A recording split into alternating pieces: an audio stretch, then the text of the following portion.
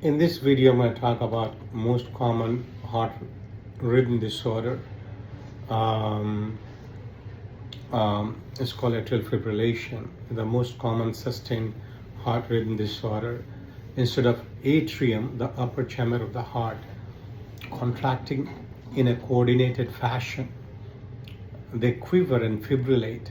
This leads to an irregular and often rapid heartbeat, which can increase the risk of stroke, heart failure, and other heart related complication. So normally the heart electrical signals originate in a spot in the heart called sinoatrial node, causing the atria to contract and pump blood into the ventricle. In AFib, the electrical signals become chaotic in the atrium, overriding the SA node, causing the atria to quiver instead of contracting effectively. The ventricles receive irregular pulses, leading to irregular, sometimes a very rapid pulse. It could be paroxysmal, it could be permanent. What are the causes? Heart-related causes: hypertension, high blood pressure, coronary artery disease, blockage in the arteries, heart valve disease, usually mitral valve problem, heart failure, cardiomyopathy.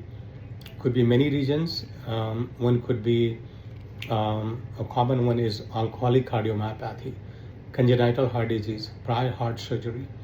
Other medical conditions: hyperthyroidism, overactive thyroid, chronic lung disease, COPD, sleep apnea, diabetes, obesity, infection, sepsis.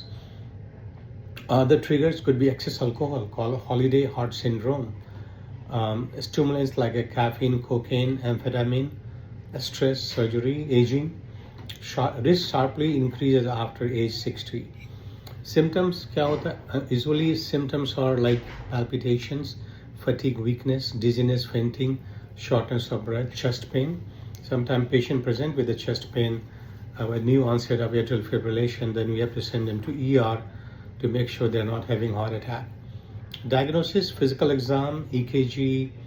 EKG shows no distinct P waves and irregular R intervals. Sometimes we do Holter event monitor for intermittent atrial fibrillation. Echocardiogram to evaluate heart structure and function. Blood test, make sure thyroid is okay, electrolyte is okay, kidney, liver is okay. Sometimes even a stress test and sleep study.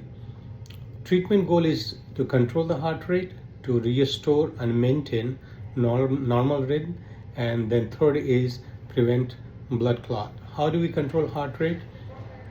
This allows the atrial fibrillation to continue but slow the heart rate. Beta blockers: metoprolol, atenolol, calcium channel blocker, diltiazem, verapamil, sometimes digoxin, but digoxin is not commonly used now.